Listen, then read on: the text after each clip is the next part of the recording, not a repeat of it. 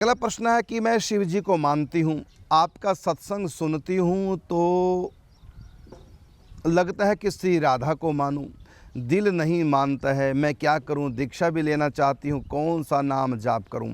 आप भगवान शिव को मानते हैं, सत्संग कथा सुन सुन करके राधा रानी की तरफ आपका झुकाव हो गया, इसमें कोई दोष नहीं। मैं आपको कहना चाहूँगा, बिल्कुल शंका मूल से समाप्त करना चाहता हूँ। हमारे यहाँ पंच परमेश्वर की उपासना है, पाँचों एक ही परमेश्वर हैं। एक ही परमेश्वर ने देव रूप से 5 अवतार ले रखे हैं, जैसे ब्रह्मा विष्णु महेश दुर्गा और गणेश। वर्तमान कल्प में जय पंच परमेश्वर सूर्य भगवान भी हैं। इस प्रकार ये पंच परमेश्वर की उपासना, एक ही परमात्मा इतने अवतार लेकर के सृष्टि का कार्य कर रहे हैं। ये पंच परमेश्वर सृष्टि का सृजन करना, पालन करना, संहार करना, अनुग्रह करना और निग्रह करना, ये 5 कार्य पंच परमेश्वर के द्वारा संपादित इस सृष्टि में होते हैं। ये परमात्मा का देव अवतार है, देव योनि में अवतार है। इन 5 में आप किसी की भी भक्ति करते हैं, परमात्मा की करते हैं, लेकिन तत्व से जान कर करो। ये पंच परमेश्वर है, पंचदेव नहीं है। ये स्वर्ग के देवता नहीं है, परमेश्वर हैं जो इस सृष्टि में अवतरित हुए हैं, गुणावतार भगवान के हुए हैं। इनमें से आप किसी की भी उपासना करो, चाहे 5 की करो, 4 की करो, 2 की करो, 1 की करो, आप स्वतंत्र, जैसा भी आपका भाव। बाकी यदि आप जैसे शिव के उपासक, अब आप राधा रानी की तरफ आपको झुकाव हो गया, तो इसमें जय कोई दोष नहीं होता, क्योंकि जो शिव हैं वही शक्ति हैं। कहीं वो राधा कृष्ण है तो कहीं सीताराम है, कहीं लक्ष्मी नारायण, वही परम सत्ता कहीं गौरी शंकर के रूप में है। तो आपका मन एक भाव से दूसरे भाव में चला गया तो कोई दोष नहीं, ऐसा कोई भी अपराध नहीं लगता। यदि आप शिव के पहले उपासक थे, अब राधा रानी की तरफ आपका सहज झुकाव हो गया, तो आपकी इष्ट राधा रानी होगी, इसमें कोई भी दोष नहीं। आपका जब भाव है राधा रानी की तरफ, राधा रानी का भजन करें। शिव की तरफ भाव है तो शिव का भजन करें।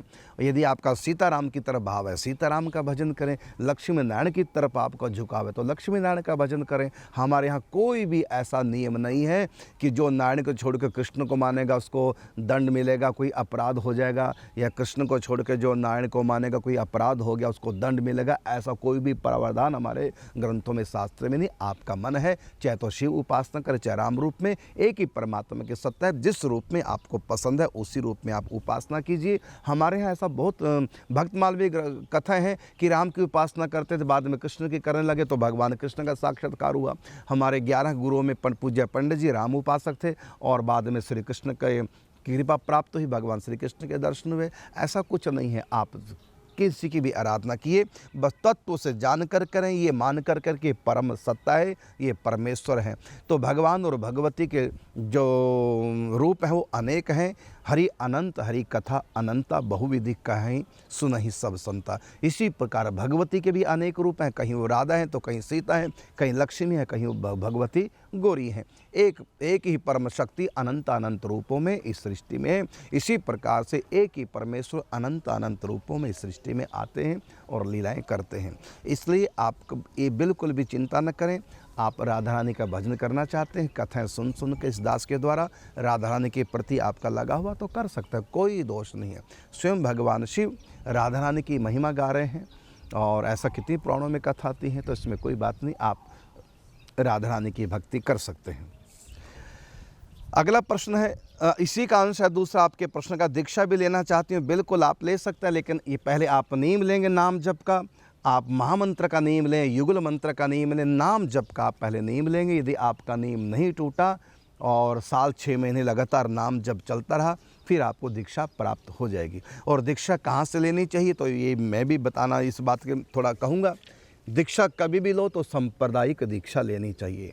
हमारे यहाँ 4 संप्रदाय हैं प्रमाणिक, इन 4 संप्रदायों में कहीं भी आप दीक्षा ले सकते हो। और मैं कहना चाहूँगा, यदि आप राम की उपासना करना चाहते हैं तो रामानंद संप्रदाय के महापुरुषों से दीक्षा लीजिए। यदि आप लक्ष्मी नारायण भगवान की उपासना करना चाहते हैं तो श्री संप्रदाय से आप दीक्षा लीजिए। यदि आप ठाकुर जी के श्री जी की उपासना करना चाहते हैं तो गौड़िया संप्रदाय, निम्बार्क संप्रदाय, पुष्टि मार्ग है, कहीं से भी जहाँ भी आपका भाव करे वहीं से दीक्षा लेकर के आप आगे बढ़िए। इसी प्रकार यदि आप देवी की, दुर्गा की उपासना करना चाहें तो शक्त संप्रदाय से दीक्षा लीजिए।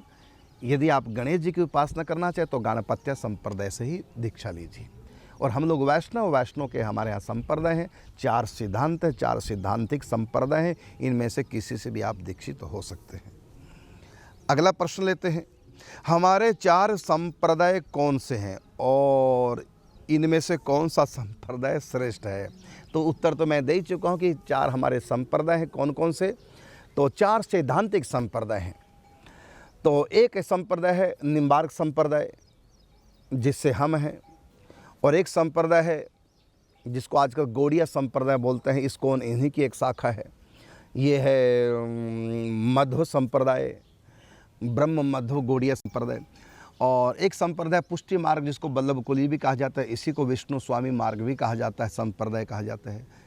और एक संप्रदाय, ये 3 संप्रदाय को, चौथा संप्रदाय श्री संप्रदाय, इन्हीं के अंतर्गत, इन्हीं सिद्धांत के अंतर्गत रामानंद संप्रदाय। ये दोनों एक ही सिद्धांत के संप्रदाय हैं, इसलिए दोनों को एक ही संप्रदाय में माना गया, रामानंद संप्रदाय और रामानुज संप्रदाय, जिसको श्री संप्रदाय भी कहा जाता है। इस प्रकार ये मूल 4 सैद्धांतिक हमारे यहाँ संप्रदाय हैं। और भी कई उप संप्रदाय हैं, लेकिन इन 4 सिद्धांतों के अंतर्गत सारे आ जाते हैं।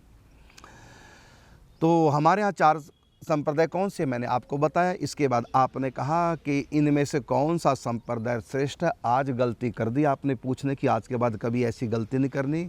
कौन सा श्रेष्ठ है, कौन सा निकृष्ट है? संप्रदाय कभी कोई निकृष्ट होता नहीं है, सब श्रेष्ठ हैं। बस आपका मन जहाँ करे वहाँ से दीक्षा लीजिए। कोई संप्रदाय छोटा बड़ा नहीं हुआ करता, सब परमात्मा से प्रारंभ है। हम किसी भी संप्रदाय को छोटा यदि कहते हैं तो ये हम अपने पूर्वाचार्यों का, भगवान का अपमान कर रहे हैं, अपने मूल सिद्धांत का अपमान कर रहे हैं।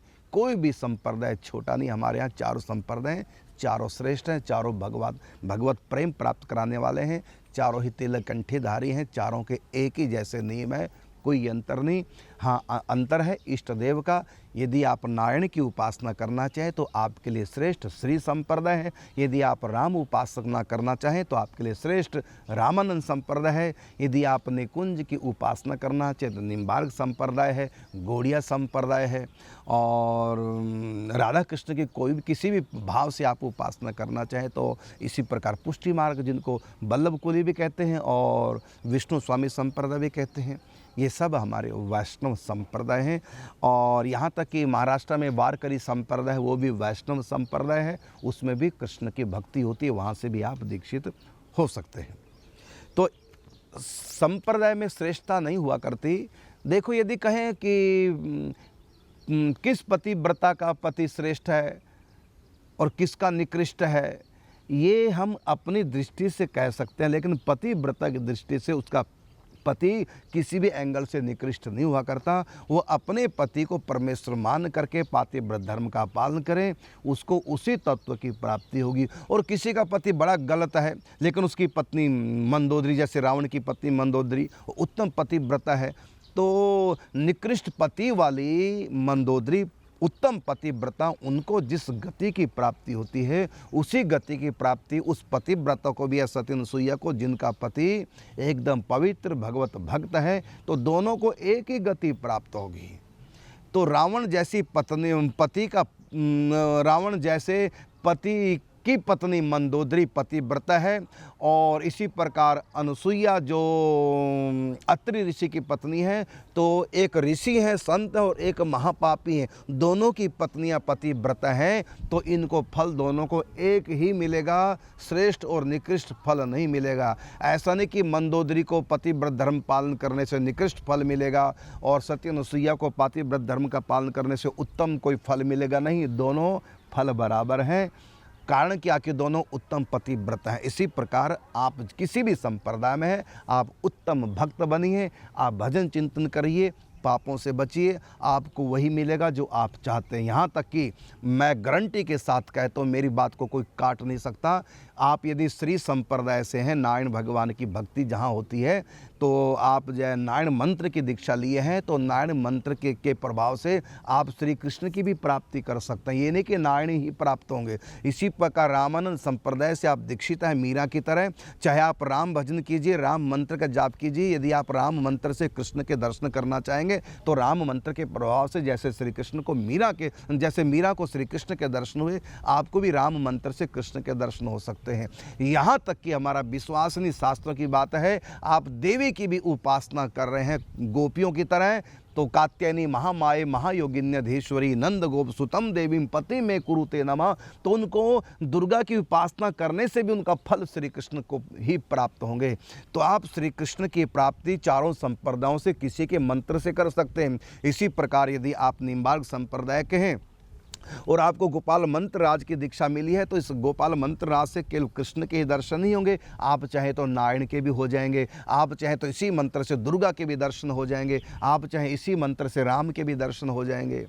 तो आप चारों संप्रदायों से जो भी दीक्षित हैं वो किसी भी परमात्मा के रूप की प्राप्ति कर सकते हैं, बदलने की आवश्यकता नहीं है। आपका भाव भी चेंज हो जाए, मान लो आप श्री संप्रदाय से दीक्षा लिए हैं और आपको नारायण मंत्र मिला और नारायण नाम जप करने की मिला है, तो और कथा सुनते सुनते कृष्ण से आपका लगाव हो गया, विश्वास कीजिए दीक्षा नाम बदलने की आवश्यकता नहीं, वही नारायण नाम जाप करो, नारायण मंत्र की आपने दीक्षा ली, नारायण मंत्र का जाप करो और कृष्ण के प्रति आपका लगाव हो गया, तो नारायण नाम का जाप करने से श्री कृष्ण की ही प्राप्ति होगी।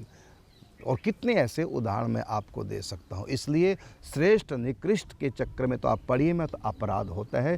किसी भी आचार्य को छोटा कहना, किसी भी आचार्य की उपासना पद्धति को छोटा कहना, किसी को श्रेष्ठ कहना अपराध है। और मैं एक और कहना चाहूँगा, एक कलयुग की मार है। आजकल कुछ ऐसे लोग हैं, ज़्यादा नहीं है, गिने चुने लोग हैं, जो अपने आप को अपना संप्रदाय सर्वश्रेष्ठ मानते हैं। वो अपराधी हैं। किसके अपराधी हैं? आचार्यों के अपराधी हैं, महापुरुषों के अपराधी हैं, भक्तमाल ग्रंथ के अपराधी हैं, सनातन धर्म के अपराधी हैं, जो कहते हैं हमारा संप्रदाय श्रेष्ठ है। अपना संप्रदाय श्रेष्ठ है ऐसा कहने का अर्थ सीधा ही हो गया, और जो तीन संप्रदाय वो निकृष्ट सिद्ध हो जाते हैं। और किसी भी संप्रदाय को निकृष्ट कहना, छोटा कहना, अपने आप को बड़ा, ये अहंकार की पुष्टि कोई कर रहा है और अपने आप को भी कट्टर बना रहा है, अपने सेवकों को भी कट्टर बना रहा है। जो भी कहता है हम श्रेष्ठ हैं, हम सबसे आगे हैं, सीधा सीधा मतलब है वो अभी उसमें संतत्व क्या, उसमें इंसानियत भी अभी नहीं जगी है। कोई श्रेष्ठ नहीं, श्रेष्ठ तो भावना हुआ करती है। श्रेष्ठ तो भावना है, आपकी भावना उत्तम है तो आप किसी भी मंत्र का जाप करके सर्व परिस्थिति को प्राप्त कर सकते हैं। तो ये नियम है, आप किसी को भी अपने को उत्तम कहने का सीधा सीधा अर्थ दूसरे को निकृष्ट कहना, ये महद अपराध। एक कथा थी भक्तमाले में, हरि राम व्यास जी महाराज निकुंज की चर्चा कर रहे थे और चर्चा के दौरान बोल रहे थे कि सभी संतों ने निकुंज रस गाया। तो उनमें से श्रोताओं में से एक व्यक्ति ने उठ करके श्री हरि राम व्यास जी को कहा कि कबीर दास ने तो इस रस को नहीं गाया। तो व्यासपीठ पर बैठे श्री हरि राम व्यास जी के मुख से निकल गया क्या कि कबीर दास क्या जाने इस रस को। इतना ही बोला था कि कबीर दास क्या जाने इस रस को, निकुंज के रस को। इतने में ठाकुर जी श्री जी नाराज हो गए, उनके ध्यान में भगवान नहीं आए, तो गुरु के पास गए। अंत में गुरु ने उपाय बताया कि तुमने जो कबीर दास की निंदा कर दी, अपने आप को श्रेष्ठ कर दिया और कबीर दास को निकृष्ट कह दिया, ये कह के कबीर दास क्या जाने इस रस को, तो इसलिए भगवान जय नाराज हो गए। तो आप अब कल कथा करेंगे तो कबीर दास की महिमा गाएंगे। आपने जो कहा कि कबीर दास क्या जाने इस रस को, ये जो आपने अपमान किया एक संत का, और अब आप कल उन्हीं की कथा सुनाएंगे, उनकी महिमा सुनाएंगे। तब वो जमुना किनारे गए, उन्होंने एक पद रचना की। उसका प्रथम पंक्ति है कि कली में सांचो भक्त कबीर, मने सच्चा भक्त प्रेमी तो कबीर दास है इस कलयुग में। तो इस प्रकार उन्होंने महिमा में पद गाया। जब महिमा का पद गान कर रहे थे उसी समय जमुना जल से कबीर दास जी प्रकट हो गए। तो देखिए कबीर दास जी जिन्होंने निराकार के बारे में काफ़ी चर्चा की है और राधा कृष्ण की लीलाओं का गान नहीं किया, निकुंज रस की कोई बात नहीं की, उन कबीर दास को भी निकृष्ट कहने का फल, माने अपने आप को श्रेष्ठ कबीर दास को निकृष्ट कहने का ये दंड ठाकुर जी ने दिया कि अब मैं तुम्हारे ध्यान में नहीं आऊँगा। गीता में भगवान कहते हैं ये तो अक्षरम अनिर्देशम अव्यक्तम पर्युपास्ते सर्वत्र गम अचिंत्यम च कूटस्थम अचलम ध्रुवम संयमेन्द्रिय ग्रामम सर्वत्र सम बुद्धया ते प्रापनुवंती मामेव सर्वभूत हिते रहता। तो निराकार उपासकों को भी ठाकुर जी कहते हैं कि प्रापनुवंती मामेव, वो मुझको ही प्राप्त करेंगे। मैं ही निराकार हूँ, मैं ही साकार हूँ, अगुण सगुण सब आप हो, निराकार साकार सर्वरूप धरी हे हरि आप बने संसार। एक ही तत्व है, वही सर्वत्र व्याप्त है, एक ही परमात्मा सिया राम मैं सब जग जाने, करहूँ प्रणाम जोर जुग पानी। तो हम जब भी कभी अपने संप्रदाय को, अपने आप को जय उच्च कहेंगे तो तो सीधा सीधा मतलब है आपने सब महापुरुषों का अपमान कर दिया, उनको छोटा कह दिया। अब आप बातें भले बड़ी बड़ी कर लो, लेकिन आपके अंदर राधा कृष्ण नहीं आएंगे, नहीं अपनी लीलाएं प्रकट करेंगे। जब हरि राम व्यास जितने बड़े सिद्ध संत, उनके मुख से इतना ही निकला था कि कबीर दास क्या जाने निकुंज रस को, इतने में भगवान उनके ध्यान से गायब हो गए। और आप कहें कि हम ऊंचे कुछ नहीं कर रहे, अपना और अपने संप्रदाय के लोगों का सर्वनाश कर रहे और कुछ नहीं कर रहे हैं। कोई संप्रदाय ऊंचा छोटा नहीं होता, सब एक ही मूल हैं, कोई अंतर नहीं। एक वृक्ष की 4 शाखाएं हैं, एक आम के पेड़ की 4 शाखाएं, चारों पे आम लटके हैं, आम सबके बराबर हैं। बस ये 4 शाखाएं भगवान ने बनाई अनंत अनंत भाव भगवान को प्राप्त करने के लिए। कोई पुत्र रूप में भगवान को प्राप्त करता है, कोई मित्र के रूप में भगवान को प्राप्त करता है, कोई पति के रूप में भगवान को प्राप्त करता है, कोई स्वामी के रूप में भगवान को प्राप्त करता है, कोई प्रीतम के रूप में भगवान को प्राप्त करता है।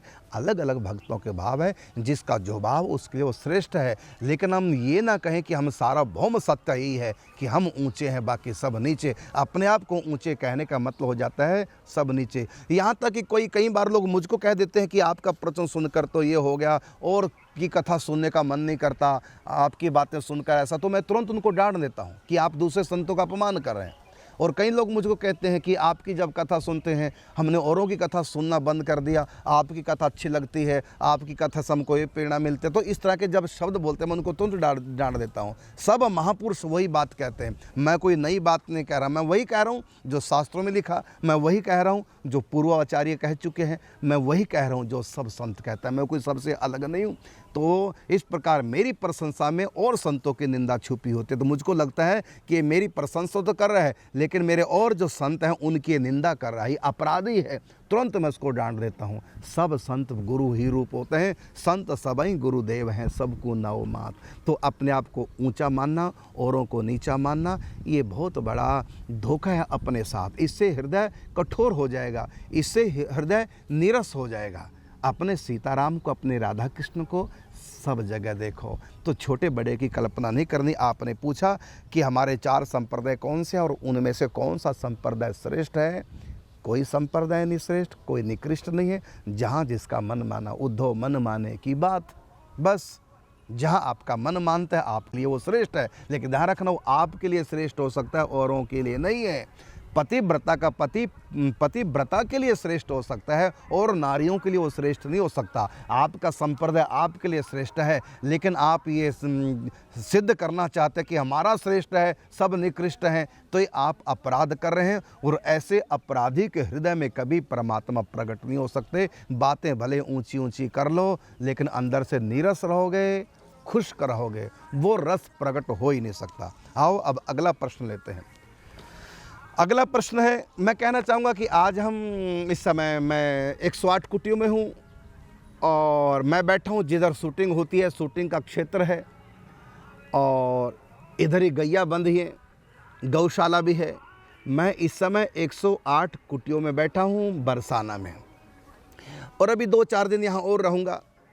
और मैं कहना चाहूँगा कि जो मुझसे मिलना चाहते हैं, आना चाहते हैं, तो गोवर्धन ना आएँ, सीधे यहीं आ सकते हैं। कारण क्या? क्योंकि मैं इस समय 108 कुटिया बरसाना में हूँ, गोवर्धन में नहीं। क्योंकि मैं देख रहा हूँ कई लोग पहले गोवर्धन जाते हैं, फिर वहाँ से बेचारे फिर दोबारा यहाँ आते हैं, परेशान हो जाते हैं कि महाराज हम तो आपको ढूंढ रहे, हम गिरिराज जी गए थे और फिर वहाँ लगा पता आप 108 कुटियों में हैं। तो मैं पहले ही बता रहा हूँ मैं 108 कुटियों में हूँ। जब भी आप आएँ फ़ोन करके पूछ लें कि महाराज जी कहाँ हैं। और जो इस समय टीवी के माध्यम से जुड़े उनको मैं बताना चाहूँगा मैं इस समय बरसाना 108 कुटियों में हूँ और 108 कुटियों से मैं इस समय आपके प्रश्नों का उत्तर दे रहा हूँ। और यहाँ पीछे आप देख रहे हैं सब गैया बंदी हैं, गाय माता हैं, और इधर ये सब शूटिंग का क्षेत्र है। यहाँ शूटिंग होती है भक्तमाल गाथा की। इस समय भक्तमाल गाथा की शूटिंग गोरा कुम्हार की पूरी हो चुकी है और निम्बार्क भगवान की भी पूरा चरित्र शूट हो चुका है। गोस्वामी तुलसीदास जी का पूरा चरित्र शूट हो चुका है और नाभाजी महाराज का पूरा चरित्र शूट हो चुका है। और अन्नपूर्णा और रघुनाथ पति पत्नी की स्टोरी कथा है, वो भी शूट हो चुकी है। राजकुमारी शैलजा का भी चरित्र पूरा शूट हो चुका है। इस समय 100 से अधिक 100 के करीब एपिसोड बन के तैयार हो गए हैं। अब आप पूछ रहे होंगे कि महाराज जी टीवी पे कब आएगा? तो आ रहा है मई में। अप्रैल समाप्त हो गया, बस 2 दिन के बाद ये मई में आ रहा है। डेट अभी बताएंगे आपको, 2-4 दिन लग सकते हैं डेट फाइनल करने में। अब आपको अधिक इंतज़ार नहीं करना पड़ेगा। वैसे तो मार्च अप्रैल में ही आता, लेकिन कहीं कागजी कार्रवाई होती है क्योंकि DD1 पे आएगा। समय भी हो गया कि रात्रि को 9 से 9:30 बजे आएगा, और कई कागजी कार्रवाई फॉर्मेलिटीज़ होती हैं। आपको पता सरकारी काम है, थोड़ा लंबे लटक जाते हैं। बाकी लगभग काम सब हो चुका है, और मई के महीने में कार्यक्रम प्रारंभ हो जाएगा। भक्तमाल गाथा के नाम से ये सीरियल गजब का सीरियल है। हमें भी विश्वास नहीं होता कि हमने सीरियल बनाया। हम अपनी योग्यता देखते हैं, और फिर जब मैं सीरियल मैंने देखा जो बन रहा है, तुमको लगता नहीं कि हमने बनाया है। हम तो सब अनजान थे। हमारे अंकित जी हैं, और जिनको हमने काम सौंपा वो भी पहली बार बना रहे हैं सीरियल। इससे पहले उन्होंने कभी, वो एक्टर तो हैं लेकिन उन्होंने कभी डायरेक्टर के रूप में, प्रोड्यूसर के रूप में कभी काम ही नहीं किया। वो भी पहले थे, नए थे, हम भी नए थे। लेकिन इतना गजब का बन जाएगा हमने सोचा नहीं था, और जब हमने देखा बड़े पर्दे पर तो गजब हो गए। और 7 दिन तक यहाँ हमने दिखाया भी। 22 फरवरी को सबको प्रतिदिन रात को दिखाते थे 1 घंटा। तो ऐसा कोई व्यक्ति नहीं जो नहीं रोया संतों का चरित्र सुन करके, देख करके। गजब। हमको तो लगता कि वही होगा जो रामायण जब आई थी टीवी पे, हम उस समय बच्चे होते थे, तो जैसे रोड जाम, माने रोड भी खाली हो जाते थे, सब टीवी, इतने टीवी बिके, घर घर में देखा जाता था। अब वही इतिहास दोबारा दोहराया जा रहा है। अब देखना आप कुछ समय के बाद DD1 पर आप देखेंगे, जो हर घर में है DD1, और वो बस 15-20 या महीने के अंदर ये टीवी पर आना प्रारंभ हो जाएगा। भक्तमाल गाथा धारावाहिक, भक्तों के परम पावन चरित्र। अब तक आप इस दास के माध्यम से सुनते रहे, अब आप देखेंगे टीवी के स्क्रीन पर, पर्दे पर। सुनने के साथ साथ अब आप देखेंगे भी। आओ अभी आपके प्रश्न लेते हैं। अगला प्रश्न है, वृंदावन में मृत्यु होने पर परम गति की प्राप्ति हो जाती है क्या? पता नहीं आप कैसे शंका कर लेते हैं। ये वृंदावन धाम जहाँ के बारे में लिखा है, यद गत्वा न निवर्तन्ते तद धाम परमम, ये ब्रज 84 कोस की भूमि अलौकिक जान, कृपा करे जो लाडली हो तब ही पहचान। आप जानते नहीं इस वृंदावन को, यहाँ जन्मना, यहाँ आना, यहाँ आके बसना और यहाँ मृत्यु जाना कितनी महिमा है। ब्रज में आना कठिन है, यासों कठिन है वास, और मरना सबसों कठिन है, कहते करुणा दास। ब्रज की महिमा है। ब्रज में जन्म हो जाए, ब्रज में मृत्यु हो जाए, या ब्रज का वास मिल जाए, और यदि इतना भी नहीं हुआ, ना ब्रज में आए, ना ब्रज का वास मिला, ना ब्रज में मृत्यु, ना ब्रज में जन्म हुआ, यदि ये सब कुछ नहीं, केवल ब्रज में अग्नि संस्कार हो जाए, तब भी महिमा वही है। अग्नि संस्कार किसी का हो गया तो अगला जन्म ब्रज में ही मिलेगा, भक्तों के घर में जन्म मिलेगा, और भक्ति के द्वारा अंत में परमात्मा की प्राप्ति कर जाओगे। इसी प्रकार ब्रज में किसी की मृत्यु हो गई, उसको अगला जन्म ब्रज में ही मिलेगा, और ब्रज के माने भक्तों के घर में जन्म मिलेगा, और ब्रज में मृत्यु के कारण से जन्म से ही भक्ति में लगेगा, और अंत में भगवान को प्राप्त कर लेगा। इतनी महिमा है ब्रज की, जिस परमात्मा को प्राप्त करने के लिए करोड़ों करोड़ों जन्म भी कम पड़ जाते हैं। युगों युगों तक, मनवंतरों तक, कल्प कल्पांतरों तक भी जो भगवान हाथ में नहीं आते साधना के द्वारा, वही भगवान ब्रज में मृत्यु हो जाए या संस्कार हो जाए, वही बहुत सुलभ हो जाते हैं। इतनी महिमा है ब्रज में अग्नि संस्कार की, ब्रज में मृत्यु की। कोई शंका नहीं करनी चाहिए, परम गति हाथ लग गई।